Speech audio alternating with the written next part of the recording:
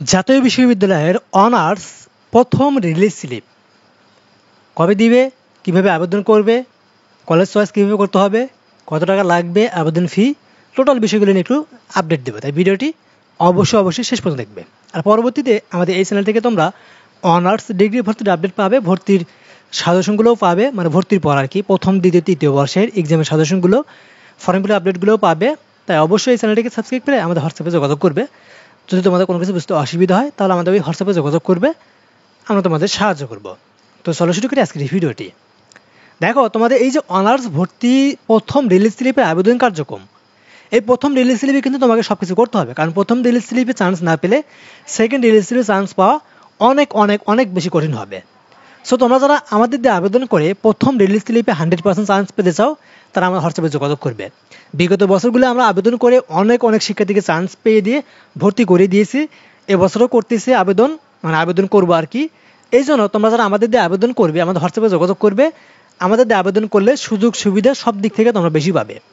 আমাদের থেকে কিন্তু কম্পিউটার দোকানদার কিন্তু কোনো অংশে বেশি জানে না। সো আমাদের দিয়ে আবেদন করলে তোমাদের চান্স পাওয়ার সম্ভাবনা অনেক বেশি থাকবে। আর আমাদের দিয়ে আবেদন করলে অবশ্যই আবেদন ফি দিতে হবে। সেটা আমাদের দিয়ে আবেদন করবে, আমাদের হোয়াটসঅ্যাপে যোগাযোগ করবে। স্ক্রিনে দেখতে পাচ্ছ হোয়াটসঅ্যাপ দেওয়া আছে।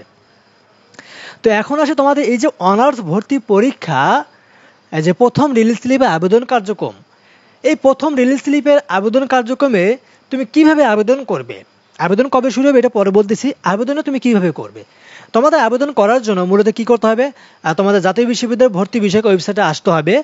আসার পরে তোমরা যে লগ ইন যে করো না, অ্যাকাউন্ট লগ ইন অনার্সের, ওইখানে তোমাদের অ্যাপ্লিকেশন আইডি এবং পিন নাম্বার লগ ইন করতে হবে যখন আবেদন শুরু হবে আর কি।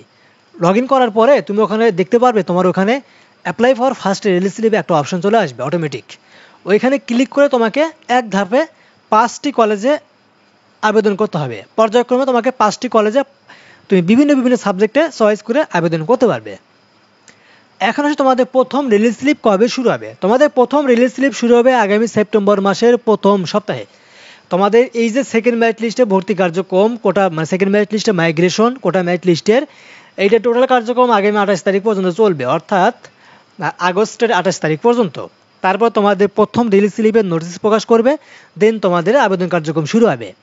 তোমাদের এই আবেদন কার্যক্রমটি শুরু হবে সেপ্টেম্বর মাসের প্রথম সপ্তাহে। এই বিষয়টি নিশ্চিত করেছে, আমি কথা বলেছিলাম, এই যে দেখতে পাচ্ছ স্ক্রিনে, ডক্টর মোহাম্মদ আশিক কবির চৌধুরী, ডিন ভারপ্রাপ্ত তোমার জাতীয় বিশ্ববিদ্যালয়, এনার সাথে কথা বলেছিলাম, ঠিক আছে, এনার নাম্বার আমার কাছে আছে। তো তিনি মূলত বলেছিল যে প্রথম সপ্তাহে তোমাদের প্রথম রিলিজ স্লিপের আবেদন কার্যক্রমটি শুরু হবে। সো তোমাদের প্রথম সপ্তাহের 1 থেকে 5 তারিখের ভিতরে শুরু হওয়ার প্রবল একটা সম্ভাবনা রয়েছে। যখন আপডেট আসবে তখন আমরা তোমাদের অবশ্যই আপডেট জানিয়ে দিব। তাই অবশ্যই এই চ্যানেলটিকে সাবস্ক্রাইব করে আমাদের হোয়াটসঅ্যাপে যোগাযোগ করবে কোনো কিছু বুঝতে অসুবিধা হলে। আর আমাদের দিয়ে আবেদন করলে, আমি আবারও বলতেছি, আমাদের দিয়ে আবেদন করলে আমাদের হোয়াটসঅ্যাপে যোগাযোগ করবে, আমরা তোমাদের চান্স পাওয়ার একটা সিস্টেম করিয়ে দিব। ওইভাবে আবেদন করবে যেন তোমার চান্স হয়। সো এখন আসি তোমাদের আবেদন করতে কি তোমাদের অনলাইনে কোনো আবেদন ফি জমা দিতে হবে, অর্থাৎ প্রথমে যে তুমি যে আবেদন করার সময় যে 750 টাকা না কত টাকা দেওয়া লাগে, ওইটা কি তোমাকে আবারও দিতে হবে বা পরীক্ষা দিতে হবে? না, তোমার ভর্তি পরীক্ষাও দিতে হবে না, আর তোমাকে ওই কোনো টাকা পয়সাও দিতে হবে না অনলাইনে। তুমি জাস্ট এখন আবেদন করবে, নিজে আবেদন করলে কোনো টাকা লাগবে না। আর যদি কম্পিউটার দোকান থেকে আবেদন করো তাহলে সেখানে অবশ্যই 50 টাকা বা 100 টাকা দিতে হবে আবেদন করা দেওয়ার জন্য, ঠিক আছে, এতটুকুই।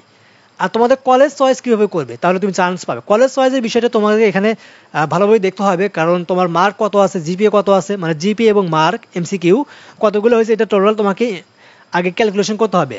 করার পর তোমার মার্ক কত হলো এটা দেখতে হবে।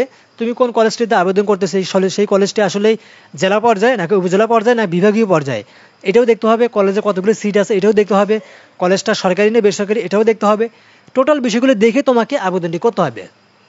আমি বলবো তুমি যখন আবেদন করবে তখন তুমি সরকারি বেসরকারি দুইটা মিলে আবেদন করবে, তাহলে তোমার প্রথম রিলিজ স্লিপটি মিস হবে না, ঠিক আছে। যদি সরকারি কলেজে যদি পড়ার মানে সেরকম ইচ্ছা থাকে তাহলে তুমি সরকারি কলেজে আবেদন করবে, আর যদি বেসরকারি কলেজে পড়ার অ্যাবিলিটি থাকে তাহলে বলবো সরকারি কলেজগুলো আগে দিবে, দেন তোমরা বেসরকারি কলেজগুলো দিয়ে তুমি আবেদন করবে। তাহলে দেখা যাবে যে এখানে চান্স পাওয়ার সম্ভাবনা অনেক বেশি থাকবে। অর্থাৎ সরকারি কলেজগুলোতে যদি চান্স না হয় সেক্ষেত্রে তোমাকে বেসরকারি যে কলেজে আবেদন করেছে ওই কলেজে তোমাকে প্রক্সি দিবে, বুঝতে পারছো।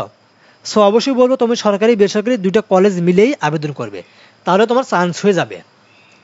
তো এটা ছিল ভিডিওটি কেমন লাগলো অবশ্যই কমেন্ট করে জানিয়ে দিবে। ভিডিওটি ভালো লাগলে অবশ্যই লাইক করবে, আর চ্যানেলটিকে সাবস্ক্রাইব করে রাখবে। পরবর্তীতে ভর্তির আপডেট, ভর্তির পর প্রথম দ্বিতীয় তৃতীয় বর্ষের এক্সামের সাজেশনগুলো ফ্রিতে পাবে, ফর্ম ফিল আপের আপডেটগুলোও পাবে, আর আমাদের দিয়ে যারা আবেদন করবে আমাদের হোয়াটসঅ্যাপে যোগাযোগ করবে।